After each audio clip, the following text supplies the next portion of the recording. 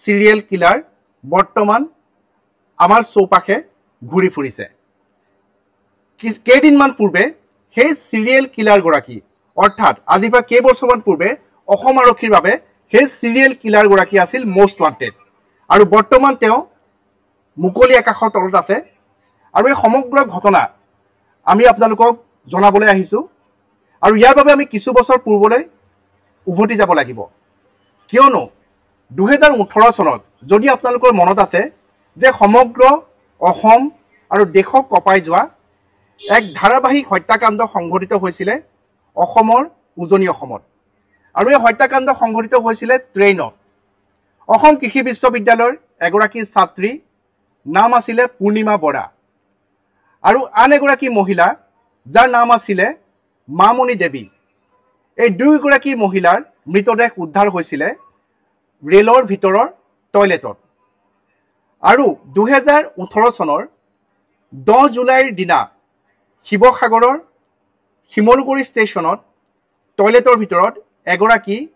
অৰ্ধনগ্ন অৱস্থাত থকা যুৱতীৰ মৃতদেহ উদ্ধাৰ হৈছিল পূৰ্ণিমা আছিল নাম আৰু আমি যুৱতীগৰাকীৰ প্ৰকৃত পৰিচয় ঢাকি ৰাখিবৰ বাবে সৰ্বনাম ব্যৱহাৰ কৰিছো ঠিক সেইদৰে মহিলাগৰাকীৰো প্ৰকৃত নাম আমি উল্লেখ কৰা নাই আৰু সেই পূৰ্ণিমা নামৰ যিগৰাকী যুৱতী তেওঁৰ মৃতদেহ উদ্ধাৰ হৈছিল অৰ্ধনগ্ন অৱস্থাত আৰু তেওঁক বলাৎকাৰ কৰা হৈছিল আৰু তাৰ পাছত তেওঁক অতি নিৰ্মমভাৱে হত্যা কৰা হৈছিল আৰু 10 জুলাই তাৰিখে 2018 চনৰ সেই ঘটনা সংঘটিত হৈছিল পোহৰলৈ আহিছিল তাৰ পিছতে 24 ঘণ্টা নহতেই সেই ঘটনাৰ 24 ঘণ্টা নহতেই মৰিয়নি যোৰহাটৰ মৰিয়নি জংচনত আন এগৰাকী মহিলাৰ মৃতদেহ উদ্ধাৰ হৈছিল আৰু মামনি নামৰ সেই মহিলাগৰাকীৰ মৃতদেহ মামনি দেৱী আমি পুনৰবাৰ কৈছিলো নামটো আমি উজ্জ্বল ৰাখিছো প্ৰকৃত নামটো তেওঁৰ মৃতদেহ উদ্ধাৰ হৈছিল তেওঁকো অৰ্ধ উলংগ অৱস্থাত টয়লেটৰ অৱধ আছাম এক্সপ্ৰেছৰ টয়লেটত উদ্ধাৰ হৈছিল মৃতদেহ আৰু দুইটা হত্যাকাণ্ডৰে যিটো পদ্ধতি একে আছিল ডিঙি কিবা কাপোৰ বা ৰছীৰে মেৰিয়াই শ্বাসৰুদ্ধ কৰি হত্যা কৰা হৈছিল আৰু তাৰ পিছত বা তাৰ পূৰ্বে বলাৎকাৰ কৰা হৈছিল আৰু সেই ঘটনাই সমগ্ৰ অসমতে সমগ্ৰ দেশতে এই সিৰিয়াল কিলিং ঘটনাই তীব্ৰ চাঞ্চল্যৰ সৃষ্টি কৰিছিল আৰু সেই চাঞ্চল্যৰ বাবে যেতিয়া জাষ্টিস বিচাৰিছিল যে সেই এগৰাকী আছিল ছাত্ৰী অসম কৃষি বিশ্ববিদ্যালয়ৰ ছাত্ৰী আছিল আনগৰাকী মহিলা আছিল উজনি অসমৰ আন এখন জিলাৰ গতিকে সেই দুইগৰাকীৰ এনে নিখংসভাৱে যে ৰেল যাত্ৰা সুৰক্ষিত হয় নে নহয় বিশেষকৈ মহিলা যুৱতীসকলৰ বাবে সেই প্ৰশ্নই সৃষ্টি কৰিছে সেই প্ৰশ্নই সকলোকে ধুৱাই নিছিলে সকলোৰে মনত সকলোৱে এটা দাবী তুলিছিল সমগ্ৰ অসমতে যে জাষ্টিস দিব লাগে ন্যায় দিব লাগে হত্যাকাৰী কৰায়ত্ব কৰিব লাগে আৰু সেই সময়ত অসম আৰক্ষীয়ে একাংশ দক্ষ আৰক্ষী বিষয়াক লৈ গঠন কৰিছিল এটা বিশেষ তদন্তকাৰী গোট SIT আৰু SITয়ে সেই সময়ত তদন্ত কৰিছিল আৰু আমিও সেই সময়ত সেই ঘটনাৰ সৰজমিন ৰিপৰ্টিং কৰিছিলো ঘটনাস্থলীলৈ গৈ আমি ৰিপৰ্টিং কৰিছিলো মোৰ সৈতে আছিল সেই সময়ত আমাৰ নাজিৰা সংবাদদাতা নবুল কোঁৱৰ আৰু তদানীন্তন আমাৰ সেই সময়ৰ আমাৰ নিউজ 18ৰ সংবাদদাতা থমাস ডিব্ৰুগড় সংবাদদাতা থমাসে সেই সময়ত এই ঘটনাটোৰ ধাৰাবাহিক বাতৰি সম্প্ৰচাৰ কৰিছিল আৰু তেতিয়া এটা খবৰ আহিছিল যে বিকাশ দাস নামৰ এগৰাকী অতি সন্দেহজনক ব্যক্তি যিগৰাকী ব্যক্তিৰ বিৰুদ্ধে ইয়াৰ পূৰ্বেও এনে ধৰণৰ অপৰাধজনিত ঘটনাৰ ৰেকৰ্ড আছে অভিযোগ আছে আৰু সেই ব্যক্তিগৰাকীৰ বিষয়ে সেই তদন্তকাৰী গোটে লাভ কৰাৰ পিছতে তেওঁৰ সন্ধানত নামি পৰিছিল তদন্তকাৰী গোট আৰু সমগ্ৰ উজনি অসমৰ তিনচুকীয়াৰ পৰা মৰিয়নিলৈকে যিসমূহ ৰেল ষ্টেচন আছে তাৰ CCTV ফুটেজ পৰীক্ষা কৰি দেখা পোৱা গৈছিল যে সেই বিকাশ দাস নামৰ লোকজন সেই ঘটনা সংঘটিত হোৱা দুইখন ট্ৰেইনতে তেওঁ উঠা CCTV ফুটেজ সেই সময়ত দেখা পোৱা গৈছিল আৰু আৰক্ষীয়ে তাৰ পিছত অনুসন্ধান আৰম্ভ কৰিছিল আৰু কেইদিনমানৰ পিছতে বিকাশ দাসক কৰায়ত্ব কৰিছিল আৰু অতি তাৎপৰ্যপূৰ্ণ কথা যে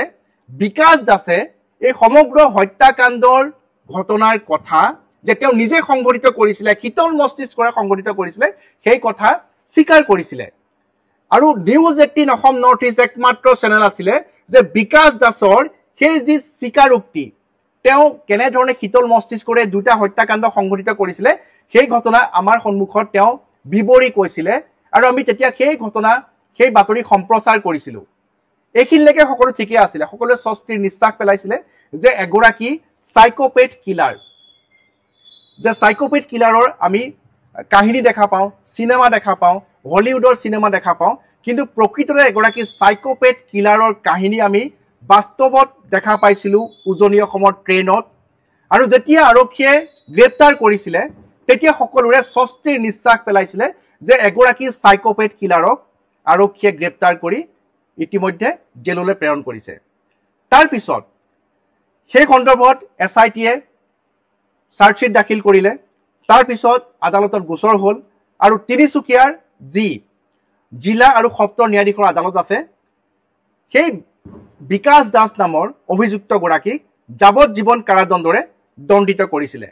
আৰু সকলোৱে ভাবিছিল যে তেওঁলোকে ন্যায় লাভ কৰিলে, সকলোৱে স্বস্তিৰ নিশ্বাস পেলাইছিলে। কিন্তু আটাইতকৈ ডাঙৰ খবৰটো এতিয়া আহিছে যেতিয়া বিকাশ দাসে উচ্চ ন্যায়ালয়ত তেওঁৰ সেই ৰায়দানৰ বিৰুদ্ধে এপিল কৰিলে আৰু শেহতীয়াকৈ যিটো ৰায়দান হৈছে উচ্চ ন্যায়ালয়ত যিখিনি তথ্য পোহৰলৈ আহিছে সেইখিনি হৈছে অতিকে উদ্বেগজনক আৰু সেয়া হৈছে যে শেহতীয়াকৈ বিকাশ দাসক দুখমুক্ত কৰিছে উচ্চ ন্যায়ালয়ে। কিয়নো যি তদন্তকাৰী আৰক্ষী আছিলে সেই তদন্তকাৰী আৰক্ষীয়ে বিকাশ দাসৰ বিৰুদ্ধে যি চাৰ্জশ্বিট দাখিল কৰিছিলে সেই চাৰ্জশ্বিটত কোনো ধৰণৰ তথ্য প্ৰমাণ যে এগৰাকী দোষীক তেওঁক হত্যাকাৰী হিচাপে অভিযুক্ত কৰিবৰ বাবে যিখিনি তথ্য প্ৰমাণৰ দৰকাৰ হয়, প্ৰয়োজন হয়, যিখিনি সাইণ্টিফিক ইভিডেন্সৰ দৰকাৰ হয়, যিখিনি ফৰেনচিক ইভিডেন্সৰ দৰকাৰ হয়, ইভিডেন্স এক্ট মতে যিখিনি তথ্য প্ৰমাণ দাখিল কৰিব লাগে সেয়া কৰাত ব্যৰ্থ হৈছিলে। আৰু তাৰ বাবে শেহতীয়াকৈ বিকাশ দাস নামৰ তেওঁ নিজমুখে স্বীকাৰ কৰিছিলে কেমেৰা সন্মুখত যে তেওঁ এগৰাকী সাইকোপেথ কিলাৰ, তেওঁ দুটাকৈ হত্যাকাণ্ড সংঘটিত কৰিছে আৰু আটাইতকৈ ডাঙৰ কথা যে তেওঁ হত্যা কৰাৰ পিছত বলাৎকাৰ কৰিছিলে, যিটো হয়তো আমি সভ্য সমাজত কোনো কল্পনাও কৰিব নোৱাৰো আৰু সেই কথা তেওঁ নিজ মুখে স্বীকাৰ কৰিছিলে। আমি আপোনালোকক নিউজ 18 অসম নৰ্থ ইষ্টৰ দৰ্শকসকলক দেখুৱাব বিচাৰিছো যে সেইজন বিকাশ দাস কেৱল মাত্ৰ আৰক্ষীৰ তদন্তত থকা গাফিলতিৰ বাবে বৰ্তমান মুকলি আকাশৰ তললৈ আহিছে। আৰু সেই বিকাশ দাসে নিউজ 18 অসম নৰ্থ ইষ্টৰ সন্মুখত কি কৈছিলে, সেই সময়ত আমি কি প্ৰতিবেদন প্ৰকাশ কৰিছিলো আজিৰ পৰা 7 বছৰ পূৰ্বে, আমি প্ৰথমে আপোনালোকক সেয়া দেখুৱাই ল'ব বিচাৰিছো। এক ভয়ংকৰ স্বীকাৰোক্তি শুনিলেই শিহৰিব গাৰ নোম। এই দুটা ঘাতকেই চলন্ত ৰেলত সংঘটিত কৰিছিল ইটোৰ পিছত সিটো বলাৎকাৰ হত্যাকাণ্ড। কিন্তু তথাপিও মুখত লেখ মানুহ অনুশোচনা নাই নৰপিশাচ দুটাৰ। নিৰ্লজ্জভাৱে দিছে বলাৎকাৰ আৰু হত্যাৰ স্বীকাৰোক্তি। একমাত্ৰ নিউজ 18ৰ হাতত আহি পৰিছে মানুহৰ নামত কলংক এই দুই ঘাতকৰ আৰক্ষীৰ আগত দিয়া জঘন্য স্বীকাৰোক্তি। শিৱসাগৰ কেছটোত আছিলোঁ, মই কৈ আছোঁ ন, মৰিয়ানী নহয়, আপোনাৰ শিৱসাগৰ আৰু আপোনাৰ শিমলুগুৰি যোনটো কেছ আছিল এইটো কেছতে আছিল। তিনিচুকীয়া আৰু আপোনাৰ পানীতোলাৰ মাজতে এই ঘটনা। আচ্ছা আচ্ছা, মানে আগতে মেৰিয়াই দিছে, মাজত কৈছোঁ সি এজনে মানে গামচাটো মেৰিয়াই এজনক মানে পাউডাৰ আহিছিল। পাউডাৰ আমি চাইছোঁ মানে এনেকৈ বহি আছে, আমি প্লেটফৰ্মতে আছোঁ। প্লেটফৰ্মত থকাত মানে সেই মানে কিবা পাউডাৰ নিচিনা চিনি নাপাওঁ, মানে পাউডাৰ নিচিনা চাই পাইছে মানে গেছৰ নিচিনা বস্তু ভৰাই দিলে। মই চাইছোঁ মানুহজনে এনেকৈ বহি আছে, সেইখিনিত মানে আপোনাৰ এনেকৈ মানে পিছতে মানে আপোনাৰ বেয়স হৈ আছে, তাৰপিছত মানে আৰু কিমান অপৰাধ সাঙুৰ খাই আছে এই দানৱ কেইটাৰ নামত তাৰেই সন্ধানত তদন্ত অব্যাহত ৰাখিছে আৰক্ষীয়ে। সম্প্ৰতি মাৰাথন জেৰা চলিছে নৰাধম বিকাশ দাসৰ। পানীতোলাতে চলন্ত অবধ আছাম এক্সপ্ৰেছত মহিলাক হত্যা কৰাৰ কথা প্ৰকাশ পাইছে বিকাশৰ চাঞ্চল্যকৰ স্বীকাৰোক্তিত। তিনিচুকীয়া আৰু আপোনাৰ পানীতোলাৰ মাজতে এই ঘটনা। আচ্ছা আচ্ছা। কিন্তু প্ৰশ্ন হয় পানীতোলাত হত্যাৰ বলি হোৱা মহিলাৰ মৃতদেহটো মৰিয়নি জংচনৰ পূৰ্বেই কিয় চকুত নপৰিল ৰেল বিভাগৰ? কেনেকৈ 3 ঘণ্টা ধৰি দিব্যাংগৰ বাবে সংৰক্ষিত দবাৰ শৌচাগাৰত পৰি থাকিল মৃতদেহ?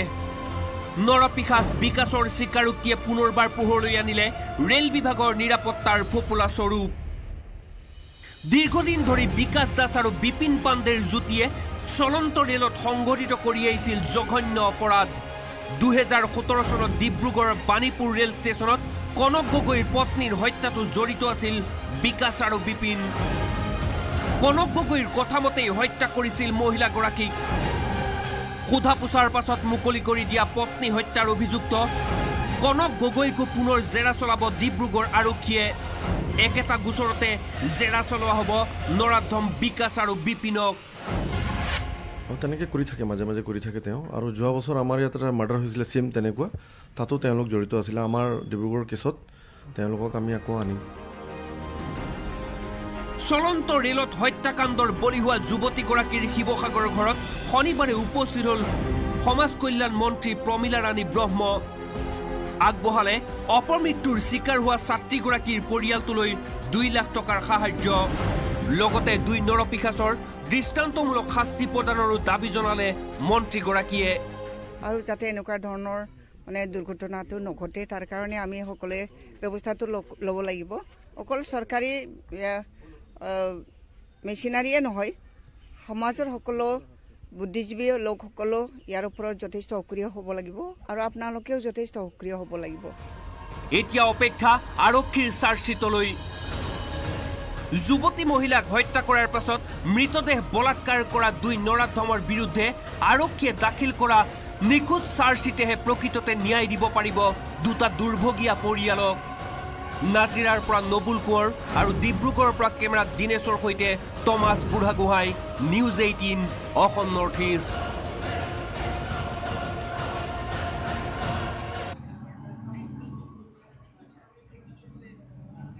ইতিমধ্যে নিউজ 18 অসম নৰ্থ ইষ্টৰ দৰ্শকসকলে দেখা পালে আজিৰ পৰা 7 বছৰ পূৰ্বে আমি প্ৰস্তুত কৰা সেই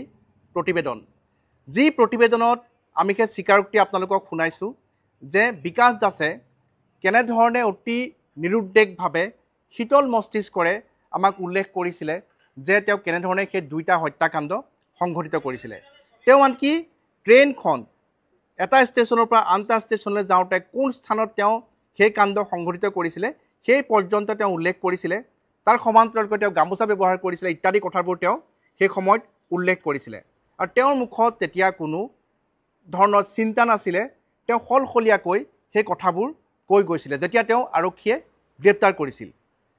আৰু সেই তাৰ পাছত সমগ্ৰ অসম জুৰি যি SIT আছিলে অসম আৰক্ষীৰ যিসকল দক্ষ বিষয়া আছিলে সেই বিষয়াসকলক প্ৰশংসা কৰা হৈছিলে যে ঘটনা সংঘটিত হোৱাৰ কেইটামান দিনৰ ভিতৰতে যে যি সময়ত ৰাইজৰ মনত প্ৰশ্নৰ সৃষ্টি হৈছিলে যে ৰেল যাত্ৰা সুৰক্ষিত নহয় নেকি মহিলাৰ বাবে কিন্তু অসম আৰক্ষী সেইসকল দক্ষ বিষয়াই তাৰ বাবে জগৰীয়া যিগৰাকী হত্যাকাৰী যিগৰাকী বলাৎকাৰী যিগৰাকী অভিযুক্ত তেওঁক কৰায়ত্ব কৰিছিলে গ্ৰেপ্তাৰ কৰিছিলে আৰু যি সাইকোপেথ কিলাৰ যি সন্ত্ৰাস আছিলে সেই সন্ত্ৰাস যেন সকলোৰে মনৰ পৰা আঁতৰাই পেলাইছিলে কিন্তু জনসাধাৰণে যিখিনি সন্মান দিছিলে সেই সময়ত আৰক্ষীৰ তদন্তকাৰী গোটক তাৰ যি ফোপোলা স্বৰূপ শেহতীয়াকৈ উদঙাই দিছে উচ্চ ন্যায়ালয়ে কিয়নো আমি দেখুৱাব বিচাৰিছোঁ যে এইটো হৈছে গুৱাহাটী উচ্চ ন্যায়ালয়ে শেহতীয়াকৈ প্ৰদান কৰা ৰায়দান আমি দেখুৱাইছোঁ Bikash Das versus the state of Assam আৰু ইয়াৰ শেষত যিটো 18 পৃষ্ঠাজোৰা যিটো চূড়ান্ত ৰায়দান কৰিছে য'ত বিকাশ দাসক এই সমগ্ৰ বলাৎকাৰ তথা হত্যাকাণ্ডৰ ঘটনাটোত তেওঁ নিৰ্দোষী বুলি কোৱা হৈছে আমি দেখুৱাইছোঁ লক্ষ্য কৰক ইয়াত কি উল্লেখ কৰিছে যে ইয়াত আদালতে নিশ্চিতভাৱে সকলোখিনি তথ্য পুংখানুপুংখভাৱে বিশ্লেষণ কৰি এইটো দেখা পাইছে যে CRPC 164 যি ষ্টেটমেণ্ট ৰেকৰ্ড কৰিছিলে সেয়া পৰ্যাপ্ত নহয় বুলি আদালতে উল্লেখ কৰিছে আৰু তাৰ সমান্তৰালকৈ যি ধৰণে যিখিনি তথ্য প্ৰমাণ এনে এটা হত্যাকাণ্ডৰ বাবে প্ৰয়োজনীয় হয় হত্যাকাৰীক দোষী সাব্যস্ত কৰিবৰ বাবে যিখিনি তথ্য প্ৰমাণৰ প্ৰয়োজন হয় সেইখিনি দিয়াত তদন্তকাৰী আৰক্ষী যে ব্যৰ্থ হৈছিলে সেই সকলোখিনি কথা এই ৰায়দানটোত উল্লেখ আছে মই পুনৰবাৰ কৈছোঁ যে অসম আৰক্ষীৰ তদন্তকাৰী গোটৰ যিখিনি তদন্ত কৰিছিলে তেওঁলোকৰ সেই প্ৰচিডিউৰত থকা ভুলৰ বাবে তেওঁলোকক শেহতীয়াকৈ এইগৰাকী চিৰিয়েল কিলাৰে তেওঁ নিৰ্দোষী সাব্যস্ত হৈছে তেওঁ বৰ্তমান মুকলি আকাশৰ তললৈ আহিছে আমি দেখুৱাইছোঁ যে ইয়াৰ প্ৰতিটো পৃষ্ঠাতে অসম আৰক্ষীৰ তদন্তকাৰী গোটে কিখিনি ভুল কৰিছিলে বা তদন্ত প্ৰক্ৰিয়াত তেওঁলোকে কিখিনি কৰিব লাগিছিলে আৰু কি নকৰিলে সেই পুংখানুপুংখভাৱে তাৰ বিৱৰণ দাঙি ধৰিছে মই পুনৰবাৰ ক'ব বিচাৰিছোঁ যে আবেগৰ দ্বাৰা কেতিয়াও ন্যায়ালয় পৰিচালিত নহয় আমি সকলোৱে জানো আমি সাংবাদিকসকলে যেতিয়া সংবাদ পৰিৱেশন কৰিবৰ বাবে গৈছিলোঁ সংবাদ সংগ্ৰহৰ বাবে গৈছিলোঁ বিকাশ দাসে মুখ খুলি কৈছিলে যে মই হত্যা কৰিছোঁ মই হত্যা কৰাৰ পিছত বলাৎকাৰ কৰিছোঁ, মই সেইটো বিচাৰোঁ, মই কোন ঠাইত হত্যাকাণ্ড সংঘটিত কৰিছিলে সকলোখিনি কথা বিকাশ দাসে কৈছিলে। কিন্তু আদালতত তেওঁ সেই কথা কোৱা নাছিলে বা তেওঁৰ বিৰুদ্ধে তেওঁ যে সেই হত্যাকাণ্ড সংঘটিত কৰিছে, তেওঁ যে গামোচাৰে ডিঙি চেপি নৃশংসভাৱে শ্বাসৰুদ্ধ কৰি সেইগৰাকী যুৱতীক হত্যা কৰিছিলে, সেইগৰাকী মহিলাক হত্যা কৰিছিলে, সেই কথা কিন্তু প্ৰমাণ কৰিব নোৱাৰিলে। তথ্য প্ৰমাণ, মই পুনৰবাৰ কৈছোঁ যে বৰ্তমান সময়ত এনে এটা অপৰাধজনিত ঘটনা প্ৰমাণ কৰিবৰ বাবে যি ফৰেনচিক ইভিডেন্স অতিকৈ গুৰুত্বপূৰ্ণ, ঠিক সেইদৰে যি চাইণ্টিফিক ইভিডেন্স অতিকৈ গুৰুত্বপূৰ্ণ, তাৰ জৰিয়তে প্ৰমাণ হয় যে কোনজন ব্যক্তিয়ে হত্যাকাণ্ড সংঘটিত কৰিছে, তেওঁ যে সেই ঠাইত উপস্থিত আছিলে, তেওঁৰ যি DNA চেম্পুল বা তেওঁৰ হাতৰ ছাল বা তেওঁৰ হাতৰ কোনো এটা অংশৰ বা তেওঁৰ হাতৰ কোনো তেওঁৰ হাতৰ পৰা বা তেওঁৰ শৰীৰৰ পৰা নিসৰ্গ হোৱা কোনো টোপাল বা তেনেধৰণৰ অৱস্থিতি যদি সেই গামোচাখনত আছিলে বা সেই গামোচাখনত যদি সেই যুৱতীগৰাকী বা মহিলাগৰাকী কোনো ধৰণৰ প্ৰমাণ কৰিব পৰাকৈ কোনো তথ্য চাইণ্টিফিক ইভিডেন্স যদি আছিলে, তেনেহ'লে হয়তো বিকাশ দাস কেতিয়াও আজি মুকলি আকাশৰ তললৈ আহিব নোৱাৰিলেহেঁতেন। কিন্তু আমি দেখা পালোঁ যে সেই সময়ত আমি সকলোৱে প্ৰশংসা কৰিছিলোঁ, প্ৰশংসাৰে উপচাই দিছিলোঁ সেই তদন্তকাৰী গোটক, যি SIT গঠন কৰা হৈছিলে, যে চিৰিয়েল কিলাৰ বিকাশ দাস আৰু তেওঁৰ সৈতে আন এগৰাকী তেওঁ সতীৰ্থ ধৰা পৰিছিল, কিন্তু আদালতত তেওঁ নিৰ্দোষী সাব্যস্ত হৈছিলে তিনিচুকীয়াৰ যি জিলা আৰু সত্ৰ ন্যায়াধীশৰ আদালতৰ উপযুক্ত তথ্য প্ৰমাণৰ অভাৱত। কিন্তু বিকাশ দাসক যাৱজ্জীৱন কাৰাদণ্ডৰে দণ্ডিত কৰা হৈছিলে। কিন্তু মই পুনৰবাৰ ক'ব বিচাৰিছোঁ যে এনেধৰণৰ ঘটনাবোৰ, অৰ্থাৎ 2018 চনত সেই ঘটনাই সমগ্ৰ দেশতে সমগ্ৰ অসমতে চাঞ্চল্যৰ সৃষ্টি কৰিছিলে আৰু তেতিয়া দেখা পোৱা গৈছিলে কেইবাখনো জিলাতে justice for Mamoni, justice for Purnima ধ্বনিৰে প্ৰতিবাদ হৈছিলে আৰু চৰকাৰক তথা আৰক্ষীৰ সন্মুখত বহু লোক আগবাঢ়ি আহিছিলে যে justice for Mamoni, justice for Purnima, যে হত্যাকাৰীক অতি শীঘ্ৰে কৰায়ত্ব কৰিব লাগে, ৰেল যাত্ৰাত মহিলাক সুৰক্ষিত কৰিব লাগে, এনেধৰণৰ। কিন্তু আৰক্ষীয়ে তদন্ত কৰিছিলে, আৰক্ষীয়ে হয়তো সঠিক লোকজনকে গ্ৰেপ্তাৰো কৰিছিলে, কিন্তু ন্যায় তেতিয়াহে প্ৰাপ্তি হয় যেতিয়া এখন অতি পানী নসৰকা চাৰ্জশ্বীট দাখিল কৰা হয়, যাৰ জৰিয়তে সেয়া ছেছন কোৰ্টে হওক, CGM আদালতে হওক, উচ্চ ন্যায়ালয়ে হওক বা উচ্চতম ন্যায়ালয়তে হওক, যাতে কোনো চেলেঞ্জ কৰিব নোৱাৰে সেই তদন্ত প্ৰক্ৰিয়াক। আৰক্ষীয়ে দাখিল কৰা সেই চাৰ্জশ্বীটক উচ্চতম ন্যায়ালয়তো যাতে কোনো অধিবক্তাই চেলেঞ্জ কৰিব নোৱাৰে আৰু এক পানী নসৰকা চাৰ্জশ্বীটৰ জৰিয়তে যাতে দুখীয়ে শাস্তি লাভ কৰে। কিন্তু আমি দেখা পালোঁ যে কেৱল মাত্ৰ মিডিয়া গিমিকৰ মাজতে যেন সেই প্ৰক্ৰিয়া সমাপ্ত হৈছিলে আৰু শেহতীয়াকৈ 7 বছৰৰ পিছত 2018 চনত ঘটনা সংঘটিত হৈছিলে, 19 চনত দোষী সাব্যস্ত হৈছিলে আৰু 2025 চনত সেইগৰাকী অভিযুক্তক বৰ্তমান উচ্চ ন্যায়ালয়ৰ যি নিৰ্দেশনা, যি ৰায়দান কৰিছে নিৰ্দোষী হিচাপে, আৰু তাত স্পষ্টৰূপে পুনৰবাৰ মই দেখুৱাব বিচাৰিছোঁ যে এনেধৰণে পুনৰবাৰ সেই আদালতৰ ৰায়দানত উল্লেখ আছে যে তদন্তকাৰী আৰক্ষীয়ে কেৱল মাত্ৰ তেওঁৰ ভাষ্যৰ ওপৰত নিৰ্ভৰ কৰিলে, যিটোৰ ওপৰত গুৰুত্ব দিব লাগিছিলে যে তথ্য প্ৰমাণ, তেওঁক হত্যাকাৰী হিচাপে, তেওঁক বলাৎকাৰী হিচাপে দোষী সাব্যস্ত কৰিব পৰাকৈ যিখিনি তথ্য প্ৰমাণ যোগান ধৰিব লাগিছিলে, য'ত আদালত পতিয়ন যাব পাৰে, তেনেধৰণৰ তথ্য প্ৰমাণ দিয়াত সেই তদন্তকাৰী গোট ব্যৰ্থ হৈছিলে। আৰু তাৰ বাবেই বিকাশ দাস, যাক আমিও মানি লৈছিলোঁ যে এক চাইক'পেথ কিলাৰ, যাক আমি হয়তো ৱেব ছিৰিজত দেখা পাওঁ, তেনেধৰণৰ ঘটনা আমি হলিউডৰ চিনেমাত দেখা পাওঁ আৰু বাস্তৱত উজনি অসমৰ ট্ৰেইনত আমি দেখা পাইছিলোঁ, কিন্তু আৰক্ষীৰ তদন্তত থকা কিছু হিনদেৰিৰ বাবে বৰ্তমান সেইগৰাকী ব্যক্তি মুকলি আকাশৰ তলত যোৱা 19 ছেপ্টেম্বৰ তাৰিখে শিৱসাগৰ কাৰাগাৰৰ পৰা মুকলি হৈ বৰ্তমান সেই বিকাশ দাস ক'ত আছে আমি নাজানো। আমি যদি 2018 চনলৈ উভতি যাব বিচাৰোঁ, তেওঁ নিজেই যিখিনি স্বীকাৰোক্তি প্ৰদান কৰিছিলে, আমি পুনৰ এবাৰ নিউজ 18 অসম নৰ্থ ইষ্টৰ দৰ্শকসকলক বিকাশ দাসে সেই সময়ত আমাক প্ৰদান কৰা সেই স্বীকাৰোক্তি পুনৰ এবাৰ শুনাই ল'ব বিচাৰিছোঁ। পইচা বস্তুটো আমি দেখা নাই এক্সপিৰিয়েঞ্চ মোৰ নাই ছাৰ। মই মানে হোটেলত কাম কৰা, মোৰ বেগত 800 আছিল, ভেন আছিল, কাপোৰ লগত আছিল, মই কামত মানে ওলাইছিল। শিৱসাগৰ কেছতো আছিলোঁ, মই কৈ আছোঁ ন, মৰিয়ানী নহয়, আপোনাৰ শিৱসাগৰ আৰু আপোনাৰ শিমলুগুৰি যোনটো কেছ আছিল, এইটো কেছতে আছিল, মৰিয়ানীত নাই হোৱা, তিনিচুকীয়া আৰু আপোনাৰ পানীতোলাৰ মাজতে ঘটনা। আচ্ছা আচ্ছা, এইখিনি ঘটনাটো মানে কৈ আছে। ঠিক ঠিক, তাৰ লগত আছিল, এইবোৰ পাইছে, পইচা বস্তুটো আমি দেখা নাই। বিনা এক্সপিৰিয়েঞ্চ মোৰ নাই ছাৰ। মই মানে হোটেলত কাম কৰা মোৰ বেগত 800 আছিল, পেন আছিল, কাপোৰ লগত আছিল, মই কামত মানে ওলাইছিলোঁ। শিৱসাগৰ কেছতো আছিলোঁ, মই কৈ আছোঁ ন। মৰিয়ানী নহয়, আপোনাৰ শিৱসাগৰ আৰু আপোনাৰ শিমলুগুৰি যোনটো কেছ আছিল এইটো কেছতে আছিল। মৰিয়ানীত নাই হোৱা, তিনিচুকীয়া আৰু আপোনাৰ পানীতোলাৰ মাজতে এই ঘটনা। আচ্ছা আচ্ছা এইখিনি ঘটনাটো মানে কৈ আছে। ঠিক ঠিক তাৰ লগত আছিল, এইবোৰ পাইছোঁ পইচা বস্তুটো আমি দেখা নাই ছাৰ। বিনা এক্সপিৰিয়েঞ্চ মোৰ নাই ছাৰ। মই মানে হোটেলত আমি পুনৰ উভতি আহিছোঁ। ইতিমধ্যে নিউজ 18 অসম নৰ্থ ইষ্টৰ দৰ্শকসকলে সেই সময়ত প্ৰায় 7 বছৰ পূৰ্বে আমি যি তেওঁৰ মন্তব্য বা তেওঁৰ যি স্বীকাৰোক্তি সংগ্ৰহ কৰিছিলোঁ সেয়া আমি পুনৰ এবাৰ শুনাই ল'লোঁ নিউজ 18 অসম নৰ্থ ইষ্টৰ দৰ্শকসকলক, যে কিমান শীতল মস্তিষ্কৰে সেই ঘটনা সংঘটিত কৰাৰ কথা উল্লেখ কৰিছিলে বিকাশ দাসে। কিন্তু সেই তদন্তকাৰী আৰক্ষী ব্যৰ্থ হ'ল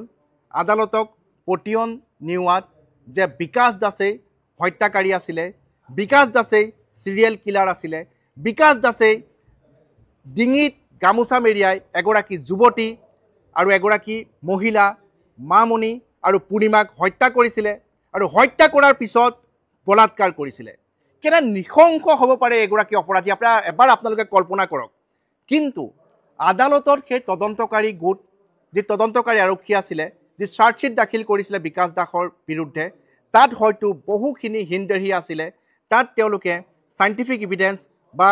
তাত তেওঁলোকে যিখিনি তথ্য প্ৰমাণ দাখিল কৰিব লাগে সেয়া উপযুক্তভাৱে দাখিল কৰাত ব্যৰ্থ হ'ল, যাৰ বাবে গুৱাহাটী উচ্চ ন্যায়ালয়ে শেহতীয়াকৈ বিকাশ দাসক এই ঘটনাৰ পৰা, অৰ্থাৎ বলাৎকাৰ আৰু যি হত্যাকাণ্ড, সেই দুইটা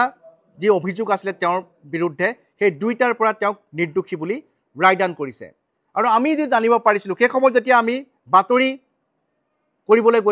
সংগ্ৰহ কৰিবলৈ গৈছিলোঁ, দেখা গৈছিল যে একাংশ উচ্চ পদস্থ আৰক্ষী বিষয়াই সেই সময়ত তেওঁলোকৰ নিজৰ ক্ষমতা জাহিৰ কৰিবৰ বাবে শিমলুগুৰি আৰক্ষী থানাৰ যিগৰাকী নিষ্ঠাবান ভাৰপ্ৰাপ্ত বিষয়া আছিলে তেওঁক সেই সময়ত নিলম্বন কৰিছিলে, তেওঁক সেই সময়ত শাস্তিমূলকভাৱে বদলি কৰা হৈছিলে। কাৰণ এটাই আছিলে যে কিবা এটা কৰি দেখুৱাব লাগিব। কিন্তু সেইগৰাকী বিষয়াই কিন্তু এই সমগ্ৰ ঘটনাৰ প্ৰথম অৱস্থাত প্ৰাথমিক তদন্ত কৰি বহুখিনি তথ্য পোহৰলৈ আনিছিলে। কিন্তু SIT গঠন কৰা হ'ল, দক্ষতা সম্পন্ন আৰক্ষী বিষয়াক দায়িত্ব দিয়া হ'ল, তাৰ ওপৰত সকলোৰে আস্থা আছিলে, তেওঁলোকে কৰিও দেখুৱাইছিলে। কিন্তু আমি পুনৰবাৰ কৈছোঁ যে আদালত নিৰপেক্ষ। আদালতে কেতিয়াও নিবিচাৰে যে এগৰাকী নিৰ্দোষী ব্যক্তি কাৰাগাৰলৈ যাওক। যদিও এগৰাকী দোষী ব্যক্তি সাৰি যাব পাৰে, আদালতে কেতিয়াও নিবিচাৰে যে এগৰাকী নিৰ্দোষী ব্যক্তি কোনো কাৰণত জেললৈ যাওক বা তেওঁ কাৰোবাক খাটক বা তেওঁ দোষী সাব্যস্ত হওক। গতিকে আদালতত বিকাশ দাসক দোষী সাব্যস্ত কৰিব পৰাকৈ যিখিনি তথ্য প্ৰমাণ দাখিল কৰিব লাগিছিলে সেইখিনি দাখিল কৰাত ব্যৰ্থ হ'ল সেই তদন্তকাৰী আৰক্ষীৰ গোটটো। আৰু তাৰ বাবেই আমি পুনৰবাৰ কৈছোঁ যে বিকাশ দাস বৰ্তমান মুকলি আকাশৰ তলত। বিকাশ দাস বৰ্তমান ক'ত কেনেদৰে আছে আমি নাজানো। হয়তো বহুত ফূৰ্তিত আছে যে তেওঁ সেই সময়ত যিখিনি ঘটনা সংঘটিত কৰিছিলে, যদিহে তেওঁ ঘটনা সংঘটিত কৰা নাছিলে তেনেহ'লে হয়তো আমাৰ আগত তেওঁ এটা কথাই ক'লেহেঁতেন। আমি দেখা পাইছোঁ যে অভিজ্ঞতাৰ পৰা কৈছোঁ যে এনেধৰণৰ যেতিয়া কোনো লোকে এনেধৰণৰ ঘটনা সংঘটিত নকৰে বা বিনা দোষত কোনো আৰক্ষীয়ে কৰায়ত্ব কৰে, সদায় এটা কথাই কৈ থাকে যে মই নিৰ্দোষী, মই এইটো কৰা নাছিলোঁ, আপোনালোকে আমুকত খবৰ লওক, আমুকে কৰিছে, তেনেধৰণৰ ঘটনাৰ কথা কয়। কিন্তু বিকাশ দাসে অতি শীতল মস্তিষ্কৰে সমগ্ৰ ঘটনাৰ কথা স্বীকাৰ কৰি লৈছিলে। তেতিয়া আমি বুজি পাইছিলোঁ যে তেওঁ এগৰাকী চাইকোপেথ কিলাৰ। কিন্তু আমি বুজি পালেই নহ'ব, তদন্তকাৰী আৰক্ষীয়ে সেইটো প্ৰমাণ কৰিব লাগিব আদালতত যে বিকাশ দাসে সেইগৰাকী যুৱতী, সেইগৰাকী মহিলাক হত্যা কৰিছিলে, সেইগৰাকী মহিলাক বা সেইগৰাকী যুৱতীক হত্যা কৰাৰ আগত আৰু পিছত বলাৎকাৰ কৰিছিলে। তাৰ বাবে যিখিনি যাৱতীয় তথ্য প্ৰমাণ, তেওঁলোকৰ যি অভিযোগনামা, যিখন চাৰ্জশ্বীট, যিখন কেছ ডায়েৰী তাত দাখিল কৰিব লাগিছিলে, তাত তেওঁলোক কৰাত ব্যৰ্থ হ'ল। এয়া আমি কোৱা কথা নহয়। মই পুনৰবাৰ কৈছোঁ যে উচ্চ ন্যায়ালয়ৰ যিটো ৰায়দানৰ কপি আমি পুনৰবাৰ দেখুৱাইছোঁ, সেই ৰায়দানৰ কপিৰ 18 পৃষ্ঠা জোৰা প্ৰতিটো পৃষ্ঠাত সেইসমূহ কথা উল্লেখ আছে। গতিকে অসম আৰক্ষীৰ বাবে ইয়াতকৈ হয়তো পৰিতাপৰ কথা একোৱেই হ'ব নোৱাৰে, কিয়নো স্মাৰ্ট আৰক্ষীৰ কথা কৈ থকা আৰক্ষীৰ বিভাগটোৰ বাবে এনে এটা অতিকৈ চেঞ্চিটিভ সমগ্ৰ ৰাজ্যৰ লগতে সমগ্ৰ দেশক জোকাৰি যোৱা সেই সময়ত সমগ্ৰ দেশৰ দৃষ্টি নিবদ্ধ আছিলে এই ঘটনাটোৰ ওপৰত আৰু যেতিয়া এটা দেশবাসীয়ে জানিব পাৰিব যে তদন্তত থকা হিনদেহীৰ বাবে ন্যায়ালয়ে সেইগৰাকী অভিযুক্তক দোষমুক্ত কৰিছে হয়তো তাতকৈ পৰিতাপৰ কথা আৰু একোৱেই থাকিব নোৱাৰে এতিয়া অসম আৰক্ষীৰ সংশ্লিষ্ট বিষয়াসকলে উচ্চ ন্যায়ালয়ৰ এই যি তেওঁলোকৰ যি শেহতীয়া নিৰ্দেশ বা তেওঁলোকৰ যিটো জাৰি কৰিছে সেই সন্দৰ্ভত কেনেধৰণে চেলেঞ্জ কৰে সেয়া লক্ষণীয় হ'ব বা সেই তদন্ত প্ৰক্ৰিয়াৰ ক্ষেত্ৰত যিখিনি তেওঁলোকৰ আইনৰ আওতাত যিখিনি কৰিব লাগে যে বিকাশ দাসক পুনৰ দোষী সাব্যস্ত কৰিবৰ বাবে যিখিনি আইনী প্ৰক্ৰিয়া আছে সেই ক্ষেত্ৰত অসম আৰক্ষীৰ উচ্চপদস্থ বিষয়াসকলে কেনেধৰণৰ ব্যৱস্থা গ্ৰহণ কৰে সেয়া লক্ষণীয় হ'ব কিয়নো আমি গৈছিলোঁ সেই ভুক্তভোগী পৰিয়ালটোৰ কাষলৈ তেওঁলোক অতিকৈ মৰ্মাহত তেওঁলোক অতিকৈ আৱেগিক হৈ পৰিছে যে নিজৰ সন্তানৰ যি ঘটনা সংঘটিত হৈছিলে তাৰ যি ন্যায় প্ৰাপ্তি বাবে তেওঁলোকে সন্তুষ্টি লাভ কৰিছিলে শেহতীয়াকৈ সেয়া চন্দ্ৰপতন ঘটিছে আৰু তেওঁলোক মুক হৈ পৰিছে কোনো কথা ক'ব পৰা অৱস্থাত নাই গতিকে সকলোৱে আহ্বান জনাইছে সকলোৱে আশা কৰিছে যে এই ক্ষেত্ৰত যি আইনী ব্যৱস্থা আছে তাৰ জৰিয়তে অসম আৰক্ষীয়ে ব্যৱস্থা গ্ৰহণ কৰক আৰু যদিহে সঁচাকৈ বিকাশ দাস এই ঘটনাৰ বাবে জগৰীয়া হয় এগৰাকী সাইকোপেথ সিৰিয়েল কিলাৰ হয় তেওঁক যাতে পুনৰ গ্ৰেপ্তাৰ কৰি তেওঁৰ যি উপযুক্ত স্থান জেলৰ ভিতৰত তাতে থকাৰ যাতে ব্যৱস্থা কৰিব পাৰে বৰ্তমান সকলোৱে তাকে কামনা কৰিছে ধন্যবাদ